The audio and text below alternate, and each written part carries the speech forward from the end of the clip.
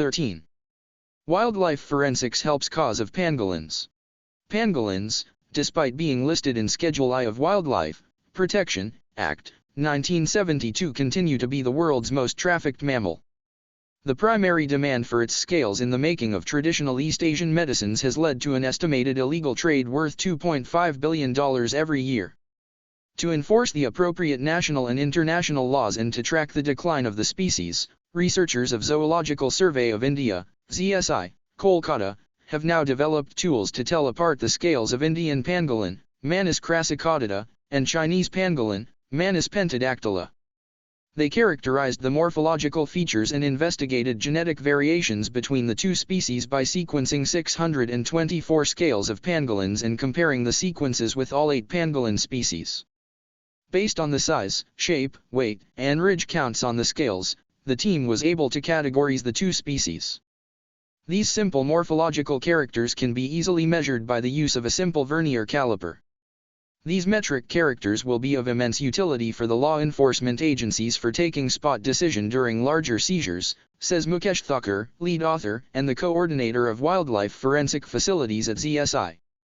The results were recently published in Forensic Science International.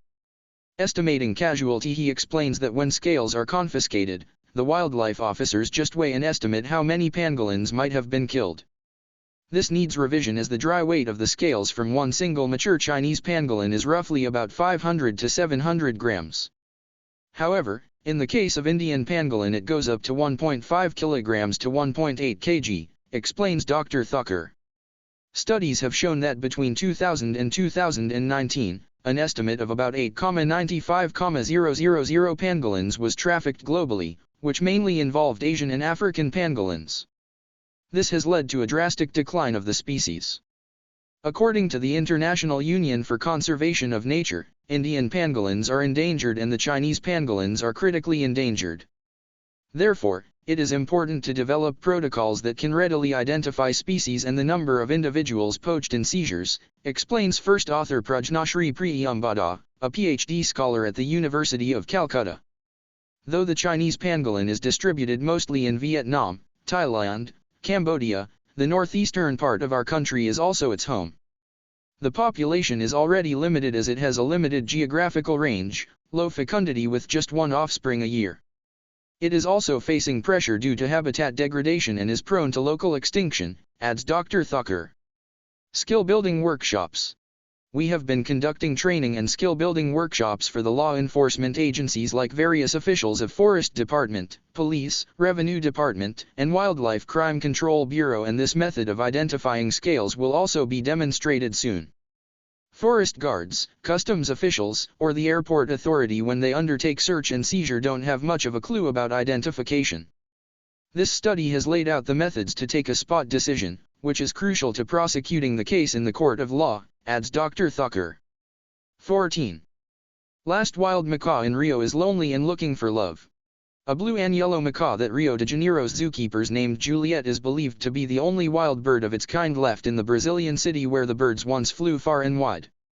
Almost every morning for the last 2 decades, Juliet has appeared. She swoops onto the zoo enclosure where macaws are kept and, through its fence, engages in grooming behavior that looks like conjugal canoodling. Sometimes she just sits, relishing the presence of others.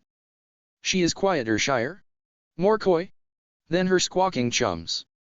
Blue and yellow macaws live to be about 35 years old, and Juliet should have found a lifelong mate years ago, according to Nino Guedes, president of the Hyacinth Macaw Institute, an environmental group. But Juliet hasn't coupled, built a nest or had chicks, so at most she's still just dating.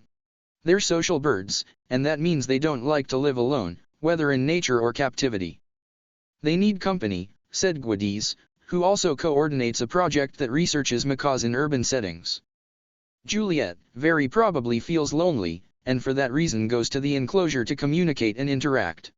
Aside from Juliet, the last sighting of a blue and yellow macaw flying free in Rio was in 1818 by an Austrian naturalist, according to Marcelo Rengantz, a biologist at the Federal University of Rio de Janeiro, and there are no other types of macaws in the city.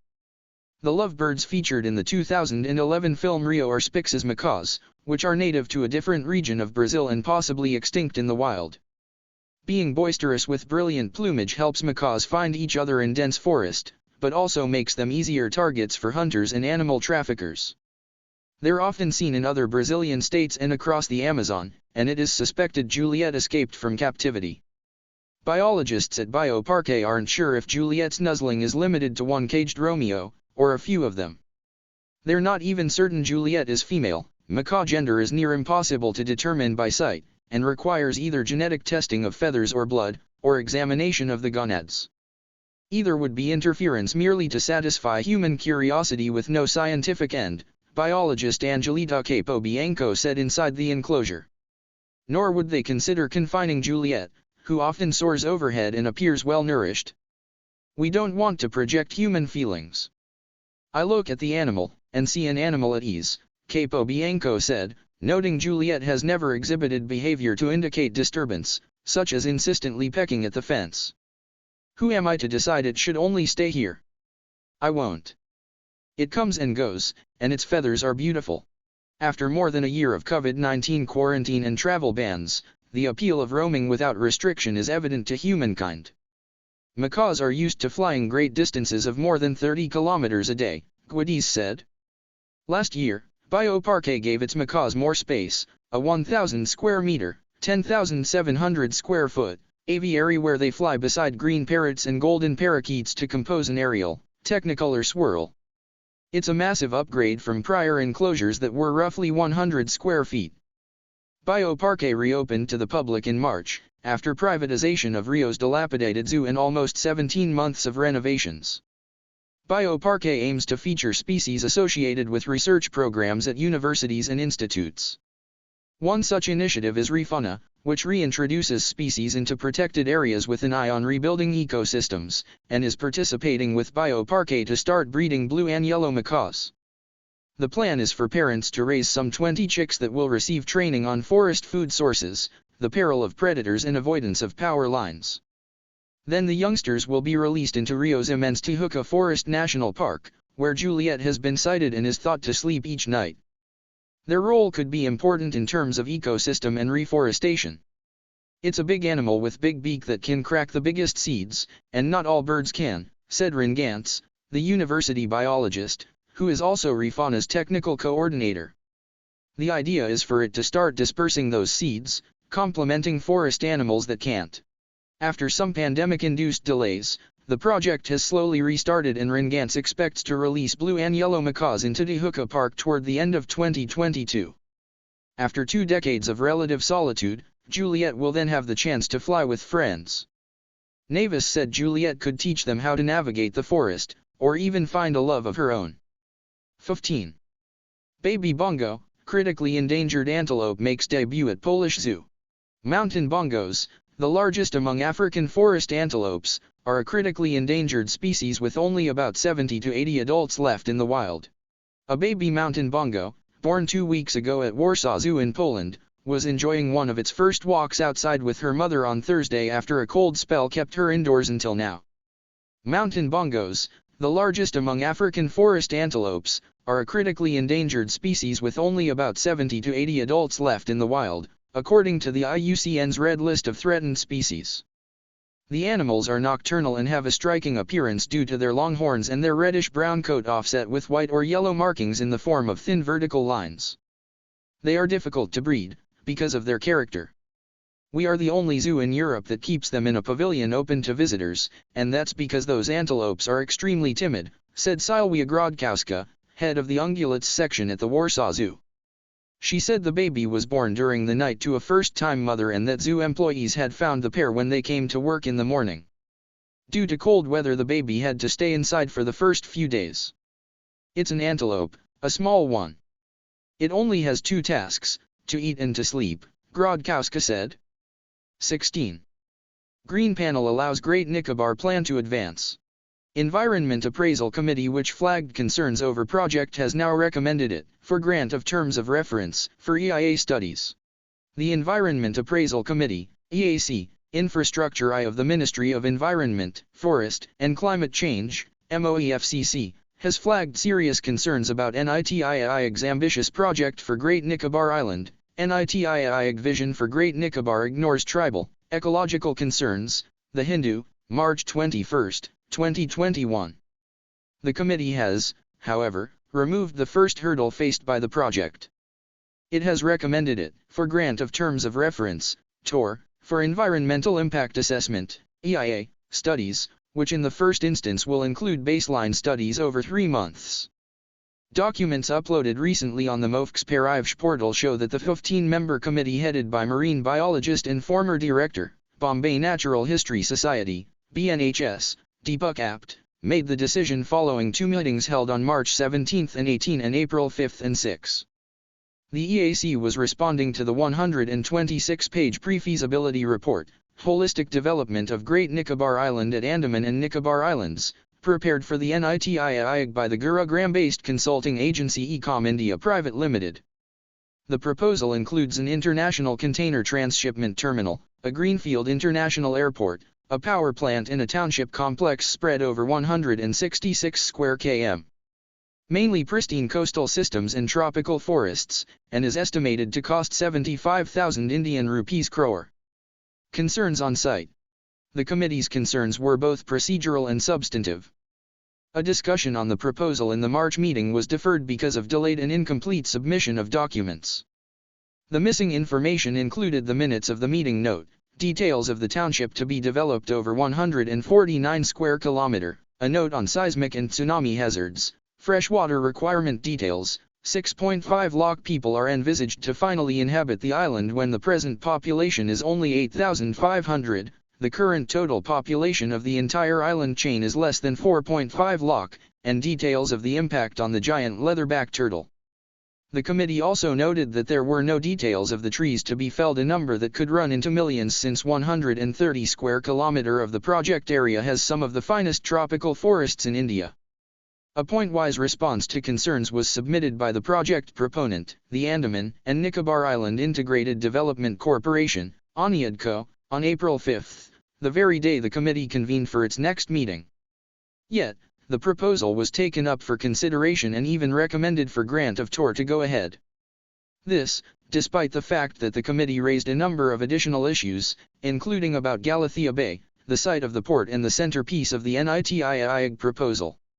Galathea Bay is an iconic nesting site in India of the enigmatic giant leatherback, the world's largest marine turtle, borne out by surveys done over 3 decades by the island's forest department and research agencies like the Andaman and Nicobar Environment Team, Dakshin Foundation, and the Indian Institute of Science, IISC. Leatherback nesting sites could be overrun by Andaman's projects.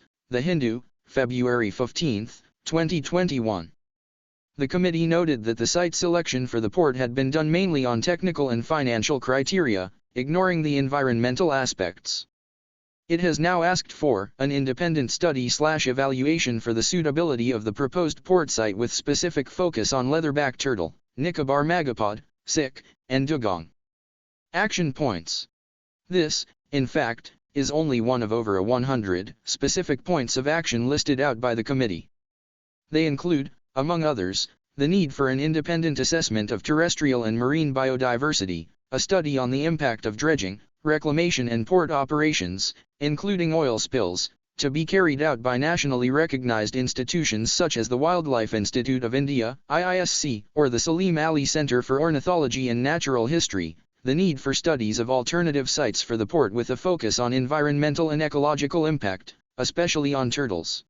Analysis of risk handling capabilities, a seismic and tsunami hazard map, a disaster management plan, details of labor camps and their requirements, an assessment of the cumulative impact, and a hydrogeological study to assess impact on ground and surface water regimes. Corporate policy. The committee has also asked for details of the corporate environment policy of the implementing agency, whether the company has an environment policy, a prescribed standard operating procedure to deal with environmental and forest violations, and a compliance management system. ANIADCO, the Port Blair project proponent, is a government undertaking involved in activities such as tourism, trading, iron and steel, milk, petroleum products, and liquor, and infrastructure development for tourism and fisheries.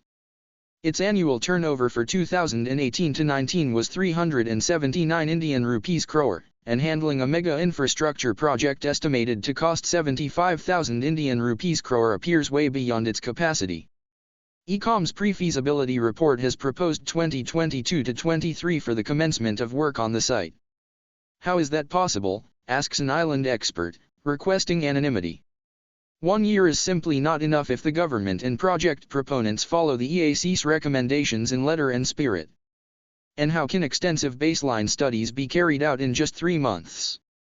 Ecological surveys in the last few years have reported a number of new species, many restricted to just the Galathea region.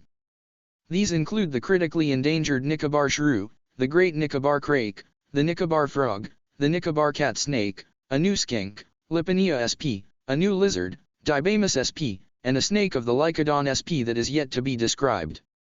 None of these are even mentioned in ECOM's pre-feasibility report or the EAC's observations, he notes. We don't even fully know what exists here, leave alone understanding the many fragile interlinkages of the Great Nicobar's complex systems. 17. A new species of snake from Tamil Nadu and an old naming confusion from London.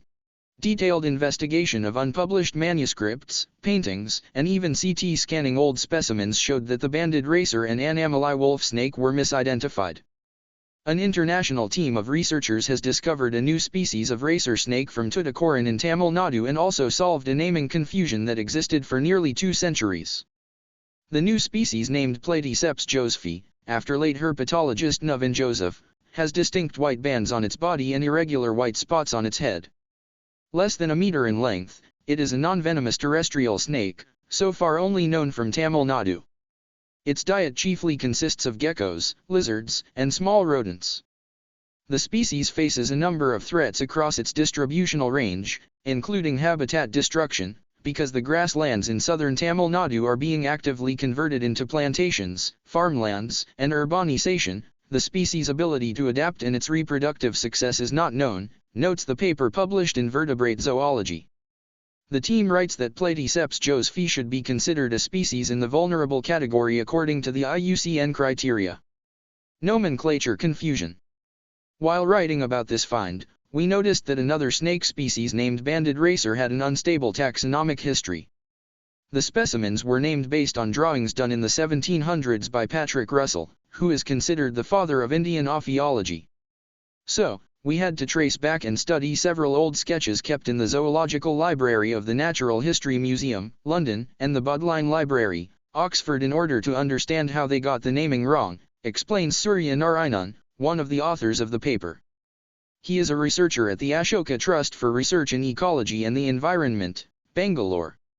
Detailed investigation of unpublished manuscripts, paintings, and even CT scanning old specimens showed that the banded racer and Anamali wolf snake were misidentified because of a single mistake that got carried forward. A paintings used in the study.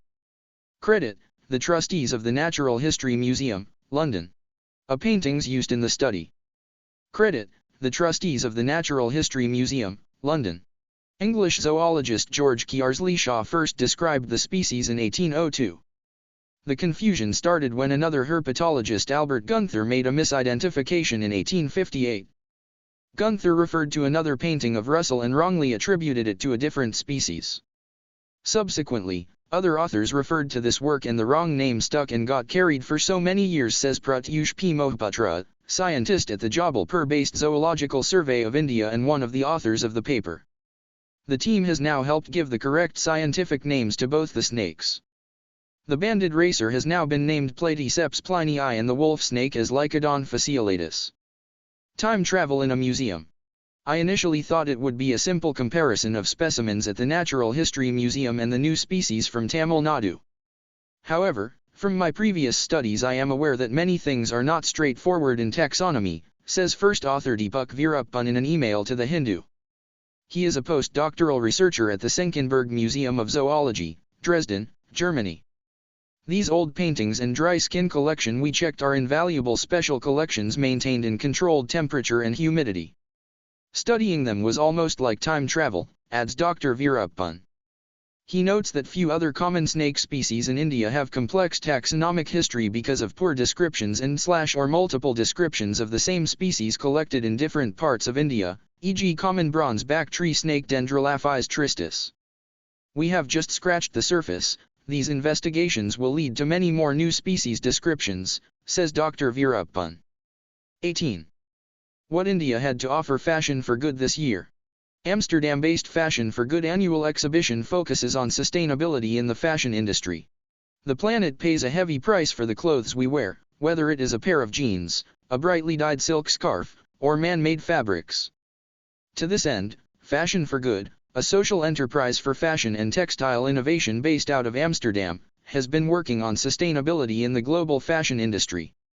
Launched in 2017, by the Lauds Foundation, Fashion for Good brings together various brands to usher change into one of the most polluting industries in the world. The Lauds Foundation understood that it had to be a collaborative effort as a single brand would not be able to bring about this change within their supply chains on their own. The costs alone would be prohibitive, says Priyanka Khanna, Fashion for Good's international expansion manager. With their idea of providing a platform where brands could come together in a pre-competitive manner to change the industry, Fashion for Good realized that a lot of technological innovations with the potential to transform the industry were coming from universities and startups. It also found the need to document and amalgamate the information and knowledge it was generating, so they amalgamated their body of work into one tangible space. On Rokin, a street in central Amsterdam, stands a heritage building which has been converted into offices, a sustainable apparel community, and a museum. Spread over 3 floors, visitors to the museum get to see different sides of the industry with the Fashion for Good experience, which is open for virtual tours at fashionforgood.com. This is also where fabrics of the future made from fruit skin, mushroom leather, and spider silk as well as other eco-friendly products are displayed.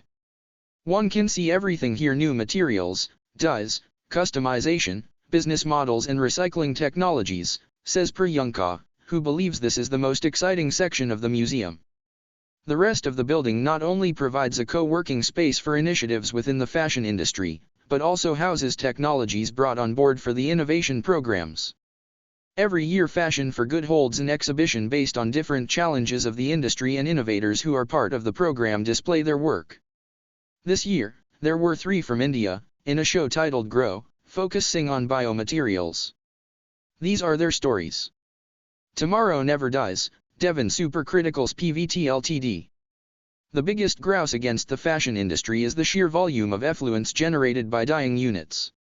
Now, Devon Supercriticals has found a way to dye textiles without using water. Supercritical fluid is any material above its critical pressure and temperature. When carbon dioxide goes above its critical temperature, it works like a solvent. It is no longer a gas and can be used instead of water to dissolve dyes, says Dr. Swapneshu Basar, founder of Devon Supercriticals in Mumbai. While supercritical fluid processing has been in use for the last 20 years, its application in the field of textiles is relatively new. This process reuses the carbon dioxide which is already present in the atmosphere without any negative effects, says Basar. Dye is infused into fabrics as opposed to being coated on in traditional methods. This results in an improved quality of textiles with brighter, sharper, and longer-lasting colors in uniform shades. There is another industry-related application for supercritical fluids, says Basar. Fiber can be extracted by crushing plastic bottles, and while it partially solves the problem of solid waste by recycling bottles, the dyes needed to color this fabric are again water-based. However, if you make the fiber, create the fabric, and then use this waterless technology for dyeing, then it becomes end-to-end, green technology, he says. Adding conventional dyes can be used in this process too. Not naughty, just nice, Chlora Hemp Agrotech. Most people think of hemp, if at all they do, as contraband. In reality, industrial hemp is an all-rounder, says Raghavendra Singh, co-founder of Chlora Hemp, a startup working to commercialize the industrial hemp value chain in India. We aim to do that by developing large-scale integrated hemp processing units in India, as we are lagging behind many countries in this area, he says, adding the cultivation of industrial hemp in India was only permitted from 2018. Communities in the Himalayan regions already use hemp fiber to make ropes, gunny bags, and the like. Fabric made of hemp is antibacterial, strong, and breathable, making it suitable for both summer and winter. Ironically, hemp has a long history in India and we are rediscovering it all over again, he says. Almost the entire plant can be put to use. Hemp seeds can be utilized for oil or edible products and its fiber for textiles and handloom goods. Through a process of decortication, removal of the outer layer, and degumming, fiber is procured and spun into yarn. Based out of Uttarakhand in Himachal Pradesh, Chlora Hemp works with local farmers to extract hemp fiber. Strands of hemp are longer than cotton or other fibers and need to be processed in specific spinning mills currently not operational in India. Since specialized mills would require a lot of machinery and intensive capital investment, Chlora Hemp supplies global standard hemp fibers ready for spinning, to an international market. As part of their foray into this field, Chlora Hemp is also working on developing an effective research database on Indian hemp varieties. That, Graviki Labs. Even hard-to-please fairy godmothers would be impressed with what Graviki Labs specializes in creating ink out of carbon emissions. Fashion is the second most polluting industry in the world today. We at Graviki Labs turn pollution back into fashion, says Anirudh Sharma, the founder. We capture carbon dioxide from the atmosphere and turn it into useful materials. Absorbed in a gaseous form through filters, carbon dioxide is then transformed to various materials. The recycling process depends on whether it should be turned into a polymer or an ink. We use a CO2 interceptor that absorbs carbon dioxide from the atmosphere. Not only does it reduce the pollution in the atmosphere, but then, that captured carbon dioxide becomes a usable commodity to make new materials.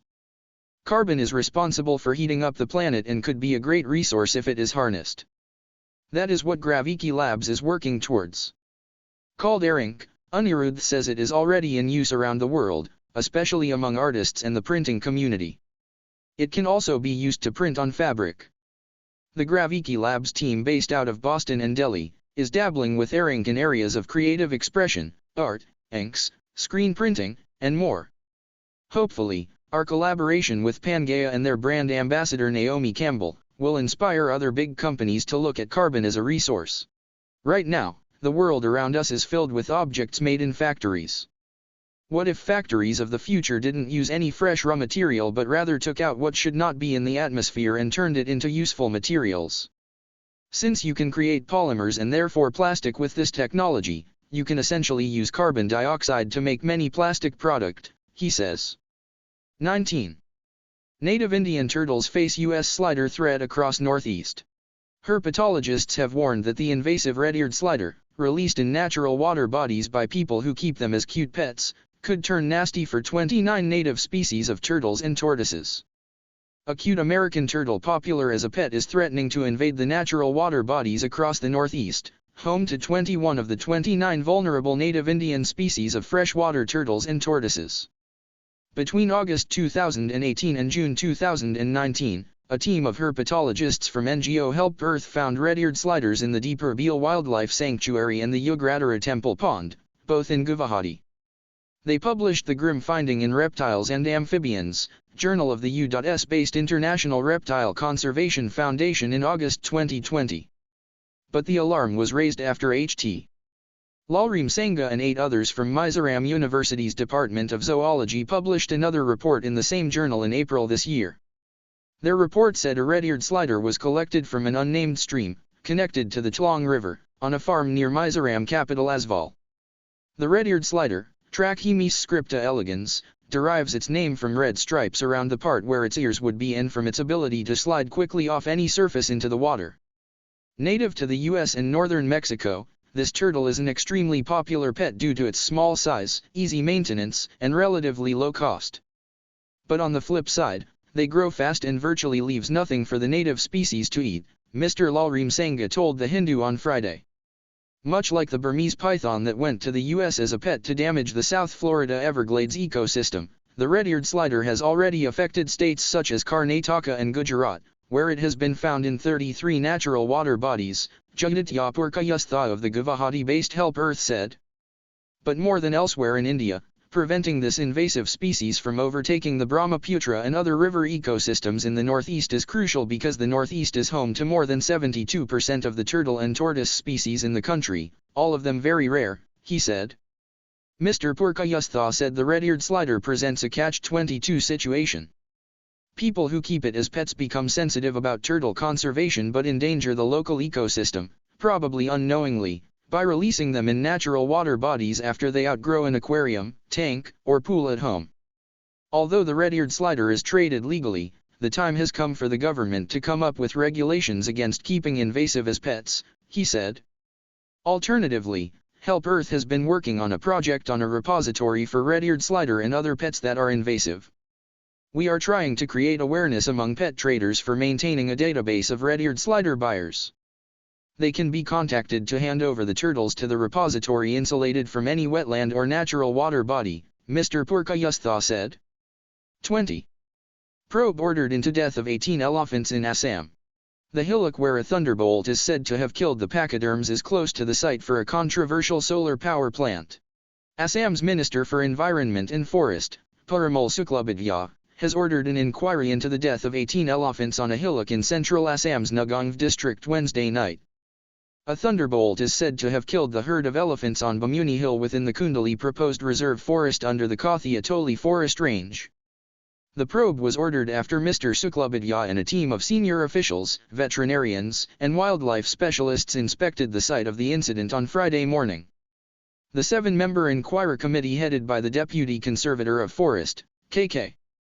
Diori has been asked to submit a detailed investigation report within 15 days. Preliminary investigation reveals the elephants probably died due to lightning as there were no visible signs of struggle before they died. But the exact cause for their tragic death will be known after the post-mortem and inquiry report, Mr. Suklabadya. State forest officials have, however, come under attack for publicizing the cause of death without the supporting facts. It is possible that lightning killed the elephants, but it is very unprofessional to attribute it to a natural cause without facts. A disease or poisoning by criminals can also result in so many elephants dying at the same spot while resting, wildlife specialist Firoz Ahmed said. Near solar plant site. Locals said the hillock where the elephants died is close to Mikir Bamuni Grant, where Adivasi and Karbi tribal people have been protesting the takeover of 276 bighas of their farmland for a 15 MW solar plant allegedly through doctored documents. Assam forest officials were evasive when we went to the solar plant site for a fact-finding report. The death of the elephants indicates that the land where the private company is setting up the solar power project is part of an active elephant corridor, hence ecologically sensitive, Leo Saldana of the Delhi Solidarity Group told The Hindu. He said the fact-finding team had spotted elephant footprints in the vicinity of the solar power plant site and there have been cases of man-animal conflicts in the area. 21 UK names David Attenborough 26 Colombian pesos People's Advocate. The next decade will be make, or break, for cutting global emissions sufficiently to avoid the worst effects of climate change, said British MP Alok Sharma. Sir David Attenborough, world-renowned broadcaster and natural historian, has been named 26 Colombian pesos People's Advocate for the U.K.'s presidency of the UN Climate Change Summit in Glasgow this November. With 6 months to go before the UK brings world leaders together for key climate talks, the passionate conservationist is tasked with putting forward the compelling case to global leaders, key decision makers and the public for why climate action matters, to evidence the progress underway, and to highlight the actions decision makers will need to take ahead of and at 26 Colombian pesos. Sir David Attenborough has already inspired millions of people in the UK and around the world with his passion and knowledge to act on climate change and protect the planet for future generations, said UK Prime Minister Boris Johnson. There is no better person to build momentum for further change as we approach the 26 Colombian pesos climate summit in November. I am hugely grateful to Sir David for agreeing to be our people's advocate. Attenborough, 95, will address world leaders at major international events over the next 6 months, including the G7 summit in Cornwall in June, to firmly put climate and the protection of nature at the top of their agenda, and he has also been invited to address world leaders and the public at the Glasgow summit, dubbed the most important climate meeting since the signing of the Paris Agreement in 2015. There could not be a more important moment that we should have international agreement, said Attenborough, in reference to his appointment. The epidemic has shown us how crucial it is to find agreement among nations if we are to solve such worldwide problems. But the problems that await us within the next 5 to 10 years are even greater. It is crucial that these meetings in Glasgow, 26 Colombian pesos, have success, and that at last the nations will come together to solve the crippling problems that the world now faces. The appointment comes as Alok Sharma, the Indian-origin cabinet-level minister as Britain's president-designate of 26 Colombian pesos, urges governments, international organizations, businesses, and civil society to accelerate bold pledges ahead of the summit to put the world on a path to net zero emissions by mid-century. Climate change is the greatest threat facing humanity, and the stakes could not be higher for our planet. The next decade will be make, or break, for cutting global emissions sufficiently to avoid the worst effects of climate change, said Sharma. That is why I am delighted to be working with Sir David, a hero for our country and our planet, to inspire action ahead of COP26. As hosts of 26 Colombian pesos, the UK says it is leading by example by investing in a green recovery from the pandemic, which creates sustainable jobs and addresses the urgent and linked challenges of public health, climate change, and biodiversity loss. 22. In New York, artist Maya Lin's ghost forest warns on rising seawater. The trees, some of them 80 years old, are from the Atlantic pine barrens of New Jersey. In the center of New York City's spring greenery, artist Maya Lin has installed the barren, brown trunks of 49 dead Atlantic white cedar trees in a Manhattan park as a ghost forest to warn of the danger of climate change and the threat of rising seawater. This is a grove of Atlantic cedars, victims of saltwater inundation from rising seas due to climate change, said Lin, designer of the Vietnam Veterans Memorial in Washington, D.C. They're called ghost forests, so I wanted to bring a ghost forest to raise awareness about this phenomenon, she added, noting that more than 50% of Atlantic cedars on the U.S. eastern seaboard have been lost. The trees, some of them 80 years old, are from the Atlantic pine barrens of New Jersey, which is about 160 kilometers from downtown Manhattan. 23. Ecologically sensitive corridor adjoining Mukurti National Park under threat from illegal construction. The ecologically sensitive area of Nadivattam, adjoining the Mukurti National Park, is at risk, due to the construction of buildings as well as an illegal road cutting through forest land. According to officials, a road, measuring 125 meters in length, was illegally constructed through a patch of land notified to be declared as a reserve forest in the Pikara Forest Range in the Nilgiris Forest Division. The owner of a property in the area, who is alleged to be drawing water illegally from the surrounding Shola forests to construct the buildings, built the road that would serve as an access road to the building site. Nadivattam area has a very high diversity of endemic species, second only to Cispera in the Mukurti National Park, said restoration ecologist, Godwin Vasanth Bosco. There are endemic balsams in the area that are found only in this area, and most of the Shola trees are old-growth trees, he added. Corridor for wildlife. The area also serves as a crucial corridor for wildlife connecting Mukurti National Park, the Mudumalai Tiger Reserve and Gudlur, with tigers, elephants, Indian gaur, somber deer, Nilgiri langur, the Nilgiri laughing thrush, the Nilgiri pipit and other wildlife spotted in the area frequently. Following media reports about the destruction of the area by private landowners, the National Green Tribunal has taken cognizance of the issue and has directed the district collector and the district forest officer to investigate. The status of the land on which the buildings are coming up is itself under investigation. Complaints have been received from people in the area that the owner of the property has illegally acquired these lands, said an official from the Revenue Department requesting anonymity. Following an investigation, the Forest Department set up a small outpost cutting off access to the road that was illegally constructed, and have also begun undertaking planting of Shola trees along the road to prevent future use. A warning board was also put up stating that the road was cutting through forest land. When contacted, District Forest Officer, Nilgiris Division, Guruswamy Dabala, said that a case has been booked against the landowners for encroaching on government land. We have initiated action and are investigating the issue, said the DFO.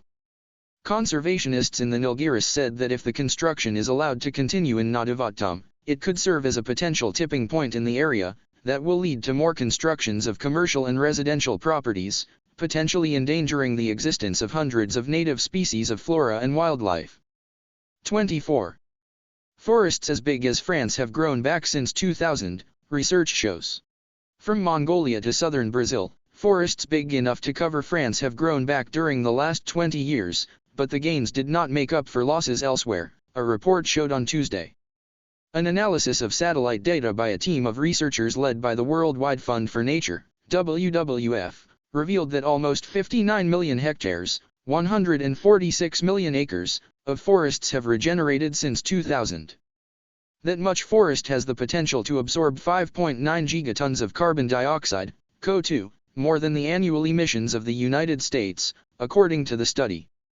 The data show the enormous potential of natural habitats to recover when given the chance to do so, said John Lotspike, executive director of Trillion Trees, the coalition of environmental groups behind the study. But it isn't an excuse for any of us to wait around for it to happen. The research looked at forests that have grown back spontaneously or with little human help, such as planting native trees or fencing off land to reduce grazing. Scientists say that protecting and regenerating forests is a better climate change solution than planting trees, because existing forests absorb more planet-warming gases while also safeguarding wildlife and biodiversity. We've known for a long time that natural forest regeneration is often cheaper, richer in carbon and better for biodiversity than actively planted forests, said William Baldwin Cantello, Director of Nature-Based Solutions at WWF UK. This research tells us where and why regeneration is happening, and how we can recreate those conditions elsewhere. The study found the Atlantic forest in Brazil regained an estimated 4.2 million hectares, an area roughly the size of the Netherlands since 2000, something it described as a success story. Over the same period, 1.2 million hectares of boreal forests were regenerated in northern Mongolia, with other reforestation hotspots including Central Africa and Canada, it said. Still, the authors said such encouraging signs could not be taken for granted, warning the world was still losing forests at a terrifying rate, much faster than that of restoration. Brazil's Atlantic forest was still only about 12% of its original size and needed to more than double to reach what the researchers said was the minimal threshold for lasting conservation. Overall, separate research has shown that 386 million hectares of tree cover an area more than 7 times larger than that of naturally regenerated forest identified in the study has been lost globally in the past 2 decades. If we give forests the space to regenerate at scale, and if we create that space, and we ensure that last into the future, then this is going to play a major role in avoiding climate change, Baldwin Cantello told the Thomson Reuters Foundation in an online call. It doesn't mean we don't need to stop deforestation, we definitely do. It doesn't mean we don't need to reduce emissions. But we need all of these things combined. And we can do much more to capitalize on that regeneration than we currently are. 25. Nearly a fifth of Earth's surface transformed since 1960. Whether it's turning forests into cropland or savanna into pastures, humanity has repurposed land over the last 60 years equivalent in area to Africa and Europe combined, researchers said Tuesday. If you count all such transitions since 1960, it adds up to about 43 million square kilometers, 16.5 square miles, 4 times more than previous estimates, according to a study in Nature Communications.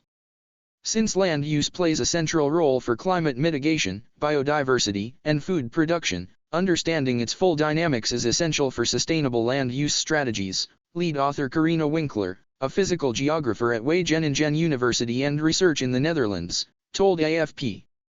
Plants and soil, especially in tropical forests, soak up about 30% of man-made carbon pollution, so large-scale landscape changes could spell success or failure in meeting Paris Agreement temperature targets. The 2015 climate treaty enjoins nations to stop global heating at well below 2 degrees Celsius, and 1.5 degrees Celsius if possible. The planet has already warmed 1.2 degrees Celsius above the pre-industrial benchmark, enough to unleash a crescendo of deadly storms, sea level rise and other impacts. Since 1960, Earth's total forest cover has shrunk by nearly 1 million km2, while areas covered by cropland and pastures have each increased by roughly the same extent, the study found. But the global figures obscure important regions' differences. Forest areas in the global North Europe, Russia, East Asia, and North America have increased in the last 60 years, while forest loss in developing countries of the global South has been staggeringly high, the study showed. Conversely, croplands have declined in the north and expanded in the global south, especially to satisfy rich country appetites. Demand for commodities. Tropical deforestation has occurred for the production of beef, sugarcane, and soybean in the Brazilian Amazon, oil palm in Southeast Asia, and cocoa in Nigeria and Cameroon, Winkler noted. High oil prices peaking at around $145 per barrel of crude in 2008 also fueled conversion of forests to bioenergy crops. The study revealed rapid land use change driven first by the Green Revolution in the 1960s to 70s, and then by the expansion of global East markets up to 2005. But after a period of fluctuation in global markets, the pace at which land was repurposed slowed. With the economic boom coming to an end during the Great Recession of 2008, the global demand for commodities dropped, the study noted. Earlier calculations of land use change since the mid-20th century have fallen short for a number of reasons, Winkler explained. Datasets were fragmented both in space and time, and based as much on assumptions as concrete measurements. The resolution of satellite data was coarse, and usually only distinguished between 2 or 3 categories of land. The new study drew from long-term land use statistics compiled by the Food and Agriculture Organization, FAO, identifying urban areas, croplands, forests, grasslands, pastures and regions with sparse or no vegetation, such as deserts. It also used a higher resolution of satellite images 1 km². About 17% of Earth's land surface has switched categories at least once since 1960, the study showed. But sometimes the same piece of real estate changed more than once. If all such transitions are taken into account, the total land surface affected was equivalent to 32%. Earth's skin is stretched across 510 million square kilometers. Some 70% of that 361 million square kilometers is water, mostly oceans. Of the remaining 149 million square kilometers, about 15 million square kilometers is permanently covered by ice, leaving 134 million square kilometers of ice-free land. 26. QFOS looks to leverage biofloc method for Vaname farming. Vaname shrimp is most sought after in the export market.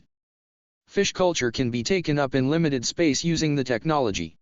The Kerala University of Fisheries and Ocean Studies, QFOS, is looking to deploy the biofloc method to farm Vaname shrimp even as COVID-19 restrictions and job losses are turning more and more people to self-employment in agriculture and allied activities.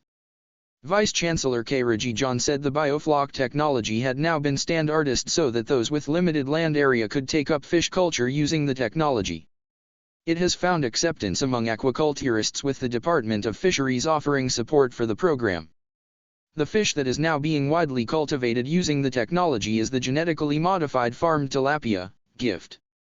Such ventures can be turned into economically remunerative ones for farmers by switching the candidate species to Vaname shrimp, he said.